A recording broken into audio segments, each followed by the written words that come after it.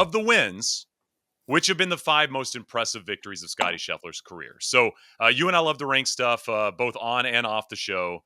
I'm going to let you kick things off here. What's number 5 on your most impressive Scottie wins list? Is that what we're calling it? Is that what we're going with? Mm-hmm. Yeah. Sweet. Okay, go ahead. So I have 2. Oh, you did 2. Okay. I have 5A and 5B. Okay. Because I couldn't do 5. I technically have a 7th if needed. Have we ever just done 5? Like, have we ever actually done the assignment, or I feel like we're always going more or less? We're doing extra credit right now for producer Josh. But I'll just do 1. Screw it. I'll be kind. 2024 Olympics is number 5 for me. Wow. Okay. Because remember, and it could just be like only the final rounds on TV. That's what you're seeing and that's what you're looking at. Jon Rahm had a 5-stroke lead with 10 holes to play. Yeah. And Scottie Scheffler, like you mentioned, he smelled blood in the water at Le Golf National, a place that has not been kind to American golfers in recent memory. And he puts together a sensational back 9 stretch. And I remember a shot, I believe it was 17, a very difficult par 4 up the hill. He's in the left rough.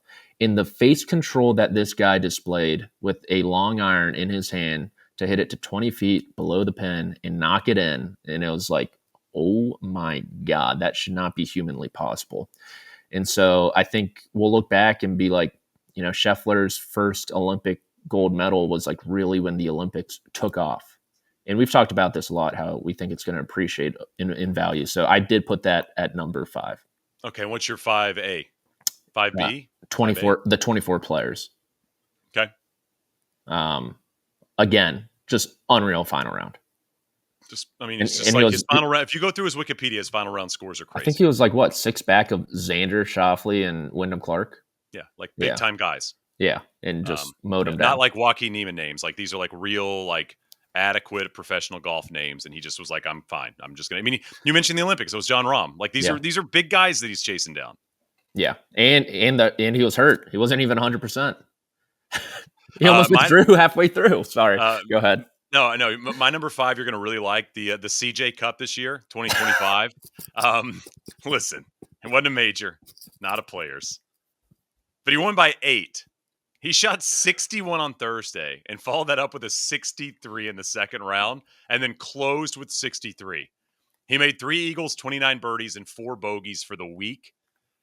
Think that's his largest margin of victory of his career. 8 is the number as of now. I thought he might touch that today, but it's not, again, it's not the biggest event, but I just think about impressive Scottie performances. It's like, hey, do you want to go out and shoot like 8 under and win a really tough golf course? He's like, yeah, I can do that. Oh, by the way, do you want to shoot 31 under and win? He's like, sure, yeah, I can do that as well.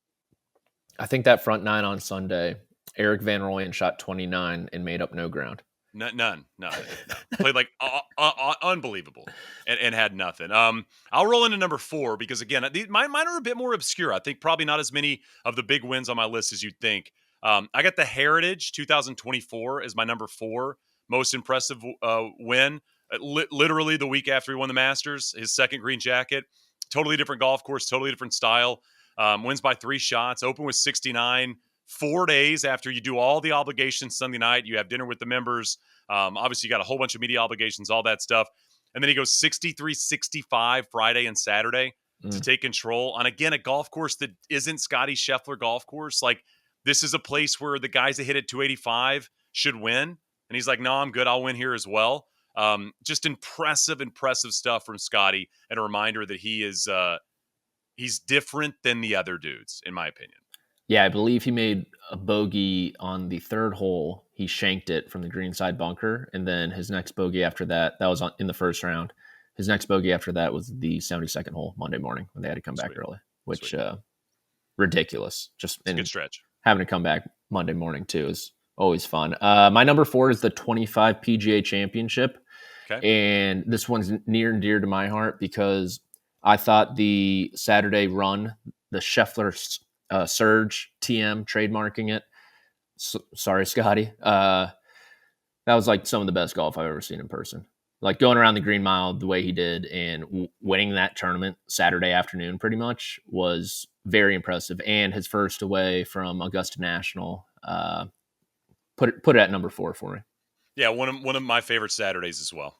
Just the way he kind of slammed the door on people, and you knew it was over as we went into the final round, just like you did obviously today at the Open. I got Olympics at 3 for me. Oh, Um, Shot 62, 29 on the way in. I mean, as you said, just like maybe the most impressive round of Scotty's career is that round at the Golf National. So number 3 for me is the Olympics. okay, cool. The way you reacted, I didn't know if it was going to be on it. So that is, Oh, it's okay. So for people that don't, we've mentioned like Wikipedia so much they should sponsor this thing. But for people that don't know, like all the PGA Tour wins on the Wikipedia page are in one grouping.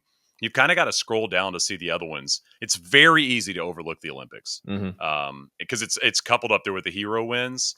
But Oh, that's that rude. 62 just like bold and nasty out there. So yeah, I think it was I think it's the most locked in I've ever seen him as well on a golf course. Yeah. And that's a good transition to my number 3, the 2024 hero. Now, the 2024 Masters is my Okay. number 3. That leaderboard was stacked. You had Ludwig, you had Morikawa, you had Homa, and then it got tight there. Ludwig touched the lead, I believe, on Sunday, and then you just see them all dwindle like flies, right? Morikawa has a couple hooks.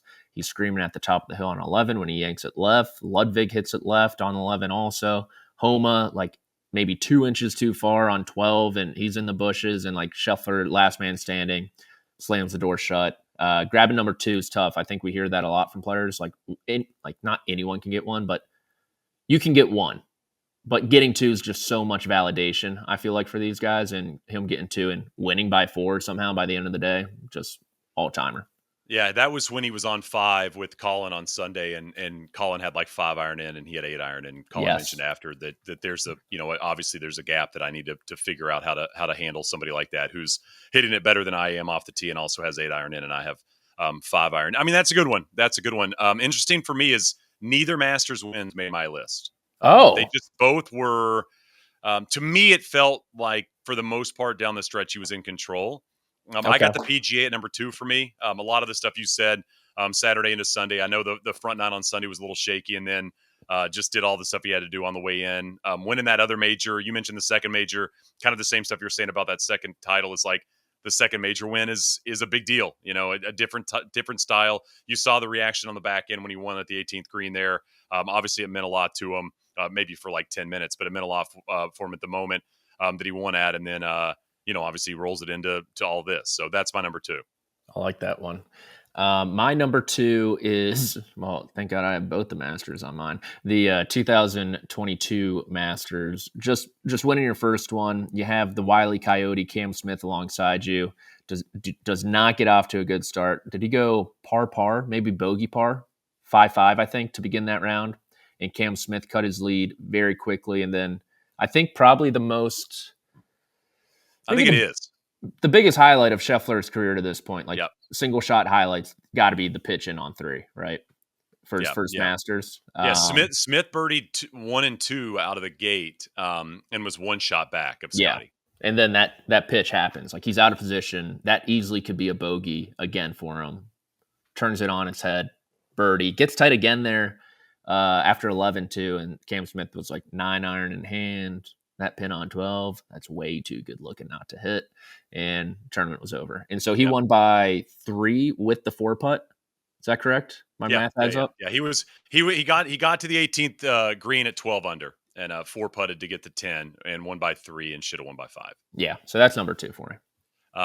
Yeah, again, all of these are impressive. My number 1 is this.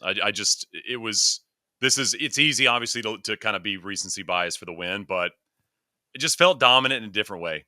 It just felt like he leaned on a different power that we didn't know honestly, I didn't know he had it in him before this year. The fact that now he's a top 20 putter in the world. I mentioned this on Twitter, Patrick. It's like, this would be like in the middle of Tom Brady's career if all of a sudden he's like, yeah, now I run a 40 at 4.3. You'd be like, oh, well, that seems like you're going to be tough to beat. It's like you're going to be the second best putter in a field with the way you can ball strike yourself around a golf course. Like, it's game over. This is just fun to watch in a different way. Yeah. Number 1 for me as well. And it felt like it was the earliest it's been curtains in a major for him. Yeah. When Where was it curtains for you? Because he was minus money 2 rounds in. Yeah, I would say like for sure Because like even like at the PGA, you had the Rahm thing, and the front nine was sketchy. He entered that final round minus money. At the Masters, there were times where like, oh, this could get away from him. After his approach into number one today, I was like, it's done. This is over. So yeah, there you go. Most impressive wins from Scottie. Major season's over. 263 days till the first round of the Masters. Obviously, Ryder Cup years help. I do wish the PGA was in August. I'm going to write something this week about this, and I'll expand a little bit more on it. I've got a few points I want to make there, just because the Open ends, and it's a bit of a bummer for me. I don't know if you feel the same way, but these are the ones that matter. Obviously getting the gang together with both Live and the PGA Tour makes these things feel so different, and the fact that they all happen so quickly and they're done.